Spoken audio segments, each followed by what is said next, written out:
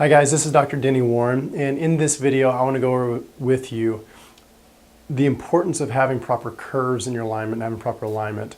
When you're looking front to back of the spine, what you want to see is you want the hips to be level and you want the spine to be straight up and down. Now that's an ideal alignment looking front to back. The reason why that's so important, because one thing we all understand is gravity. The forces of gravity are always compressing down on us. They're holding us down on this earth. But that also, that compression and holding us down, that puts certain stresses and what we call loads on our joints and our spine, our joints throughout our entire body.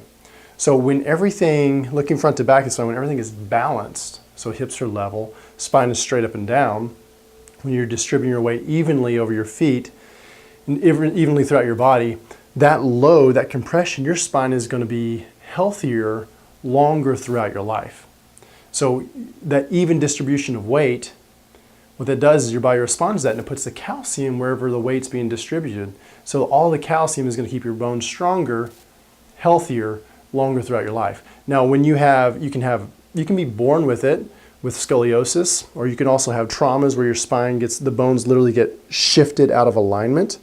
And that's called a subluxation. When the bones get shifted out of alignment and you put a force on the spine when it's not aligned properly, looking front to back of the spine, then what's going to happen is you're going to put uneven loads throughout the spine. On the inside of that curve, you're going to have more stress. On the outside of the curve, you're going to have a totally different type of stress. It's going to be more of a stretching stress than a compressive stress or a compressive load. And what that does is your body responds to that. It's actually put more calcium on the inside of that curvature. So ideally, when we work with someone, we look front to back of their spine. We want to help straighten out their spine as much as we can. We want to help straighten out their posture. If their shoulders are off, we want to help straighten out their posture as much as they can, their hips and their whole spine. Now, when you look at the side of the spine, it's a little bit different story because there's something called facet joints, and these are the joints on the back side of the spinal column, and these joints direct our range of motion. So with your low back, you can go forward and backwards a lot farther than you can go side to side. That's because of the alignment of the facet joints. And as you go from your low back into your thoracics, your upper back, or even into your neck, the facet joints have different types of alignment, and that allows for different ranges of motion throughout your entire spine. But these facet joints also allow us and give us an understanding of what a properly aligned spine is when you're looking from the side. When you look from the side of the spine, I have this little drawing here. This, of course, is a head here. It's facing that direction. You see the nose and all these. I know that the artistic value is pretty amazing here. But when you look at the side of the spine, the neck is supposed to curve forward. So when we're looking at the neck, we're just looking at this area right here. That is supposed to curve forward. A lot of us, we understand this because when we think of an orthotic pillow, those pillows have a little contour. A contour pillow has a little contour for the neck to help support the curve in the neck. So this region right here, the neck is supposed to curve forward, the upper back curves backwards, and the lower back is supposed to curve forward. Now most people understand this too because in the low back, because we have, in a lot of our vehicles these days, we have something called lumbar support, where it starts to push out into your low back. And the reason why that's pushing out is to push out and give you more of that curve to help give you some stability in your low back and also help to relieve you from a lot of pain. Now, I want you to think of these curves. And the reason why we have these curves is because the alignment of all those facet joints in our spine, in the back side of the column of our spine.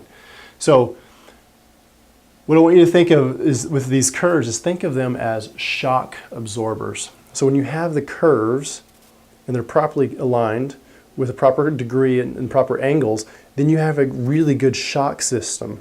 Because every time you jump up and down, again with gravity compressing down on us, every time you jump up and down, there's forces that go through your body.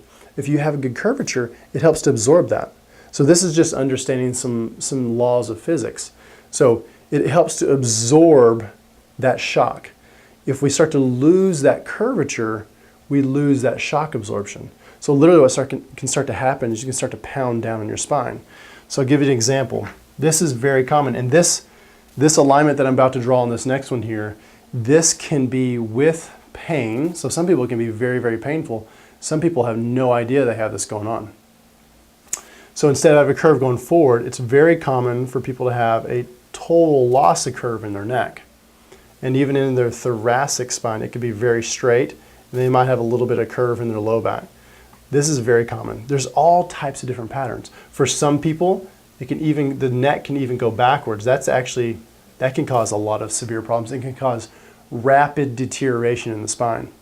So I want you to think of this for a second. Let's go back to this example right here in the middle. If somebody doesn't have a good curve, they've lost that shock absorption. So every time they're walking, even just standing under gravity, gravity's pulling down on us.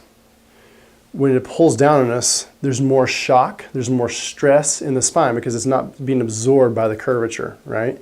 So there's more shock and stress in the spine. Again, your body's going to respond to that. It's going to start to put more calcium in the area of more stress. When you see more calcium, you'll start to see bone spurs start to form in the spine. So literally losing the proper curves, and especially having a reverse curve in your spine, you're putting a lot of uneven stresses in your spine on areas that are not really designed to have that extra load or extra stresses on it. So you see your spine start to deteriorate at a rapid rate. Now, a lot of times people think that, arthritis, which is this what we're talking about, deterioration is arthritis. They're thinking that that's just due to old age. This is a normal part of aging. Well, again, that goes back to the whole question of what is normal versus what is common. It's common for elderly and people of older age to have arthritis and degeneration, but it's not normal. I'll give you one example I can tell you right now. I have a patient, she's since passed away, but she's 92 years old. 92 years old is living a good long life. She had very healthy curves in her spine. She came in because her granddaughter was here and her daughter was here, and they just wanted grandma to get checked out. And so when she came in, she had really healthy curves, perfect degrees as far as the curves go, and she had zero arthritis in her spine. None, at 92 years old. Then on the reverse side of that, I've had as young as 12 years of age and 14 years of age with bone spurs and arthritis. So what happened with them, one of them, instead of having a curve going forward in the neck like you see here, he actually had an accident. He was riding a four-wheeler. He didn't see an electric fence. The electric fence clotheslined him and took him off. It carried him off the back of the four-wheeler. He's lucky, he's lucky he didn't get hurt worse. But what happened is the curve that was supposed to go forward, it got completely reversed over here. And it put a lot of uneven stress. That's a major stress to the spine, a major trauma to the spine. But now that's reversed and gravity's compressing down. That's an unstable structure. The body's trying to stabilize that unstable structure by putting more calcium and bone spurs down. So it's not all about your age. It's more about diet. Do you have a really inflammatory diet, or do you have an anti-inflammatory diet? And it's also about the alignment in your spine as to if your spine's going to be healthy with that free of arthritis, free of degeneration, and good healthy motion, good alignment. Now there's one other example I'm going to share with you. There's many patterns. Like I said, there's many patterns to what can be going on in the spine. Another one that's common for people is, especially in the elderly, you'll see this right here, and then you'll see a big hunchback. And I know my picture is not that great, but I'm going to redo it here. It's called hunchback or hyperkyphosis, where the upper back, they're leaning forward. They have this head forward posture, and their upper back is leaning, is shooting back. The Hunchback of Notre Dame, a lot of people know about that. That right there can cause severe problems. The Journal of American Geriatric Society found that people who have this posture versus people who have healthy posture, so compare the people that have this posture versus people who have healthy posture, on average, if you have hunchback posture, it can take up to 14 years off your life. There's another study where they looked at, and they measured, they put at C7, which is the seventh vertebra in the neck, and they drew what's called a plumb line, which is lined straight down. That line at C7 should go right across the front of your sacrum. But the farther that line was forward of the sacrum, the more organ problems, the more health problems, the poorer quality of life this person had overall. So there's several different, just to reiterate, there's several different patterns that people can develop either from poor posture, from poor habits, or from traumas throughout their life. And when a patient comes into our office, we do a full evaluation, full workup with them. We also take x-rays of them. That way we can see exactly what pattern the person has. And then we figure out a game plan if we can help them try to restore their posture back, restore their alignment back. That's going to give them better quality and quantity of life down the road. And so if this makes sense and you want more questions, if you have more questions, just let us know. You can always call us, you can email us, whatever you'd like.